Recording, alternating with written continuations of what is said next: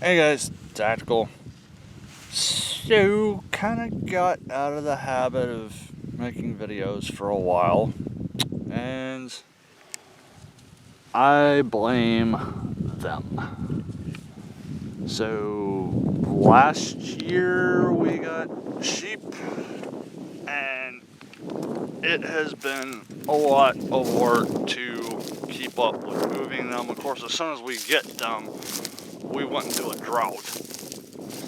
So I had to keep moving them. The whole plan of rotating them through a couple of areas several times and then moving on kind of went down the toilet because they'd eat through everything and nothing would grow back. But anyway, trying to get back into the habit of shooting some video, and I'm going to start with kind of showing some of what we're doing with them. So we started with 12 sheep. We lost one of the 4 ewes about 2 or 3 weeks in.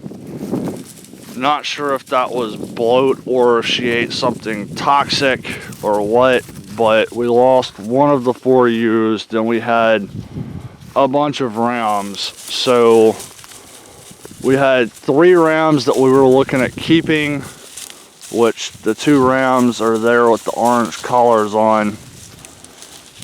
Those are the 2 that we wound up keeping. We had a 3rd one that we wanted to keep because he had really good genetics, but out of the 11 sheep that we had at the time, that one sheep was 90% of my problems.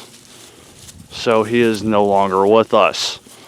His genetics are, because 2 of these guys, I can't really see who's who with them through the weeds, but I think that's khaki and that's red. So they are his offspring.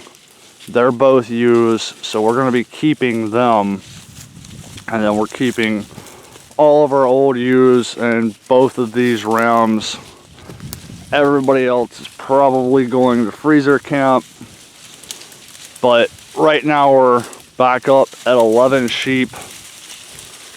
So where we're running them right now, this is a 16-acre pasture, allegedly. You can hopefully see the barn down there. So it starts down there and comes all the way up over here and stops at the top of that ridge. But it's steep, it's really rocky. Fortunately, there's not a lot of slab rock over here, but with the rocks that there are, it makes getting post in the ground rather difficult. But then we'll jump up over here and check out the dogs. I'm sure they wouldn't mind having a pet head. See, if I'm going uphill, so I've got to jump this fence without zapping myself. Max, Miles, come here, boys. God, boys. Hi, Max. Sit. God, boys. God, boys. Everybody's excited to get a pet head. So, one of my house rules is no interaction with the animals unless you're inside the fence with them.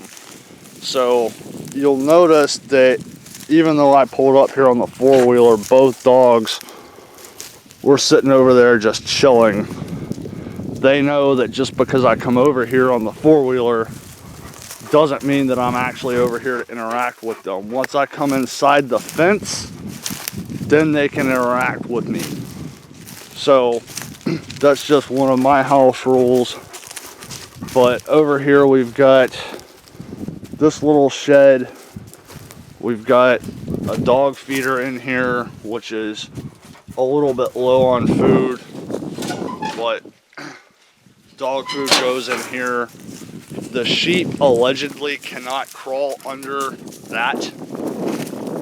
Believe me, some sheep will be able to get under that, but that doubles as, you know, containing dog food where the sheep can't get to it, as well as a place for the dogs to go to get away from the sheep if they feel like it. But been using these blue containers for their water. These came from a brake manufacturing plant in the next town over. They get sold on auction every now and then, and I like those for the square design because you can probably see the angle that left one is at. You know, that's just the grade of the hill, and those seem to be fairly stable on the hill. They don't get knocked over unless they're pretty much empty. So anyway, that's the sheep. Apparently it's afternoon grazing time, so we're, I don't know, middle of December right now, so there's not really anything growing, but they haven't been up here in a while, so there's still a good amount of field hay over there, hence the fact that they haven't really touched that bale of hay that I threw out here this morning. But yep, it's been a long road to get from the road up to here, but hopefully we've got most of this pasture under control. Be getting the rest of it under control by spring. So anyway, till next time, guys, bye.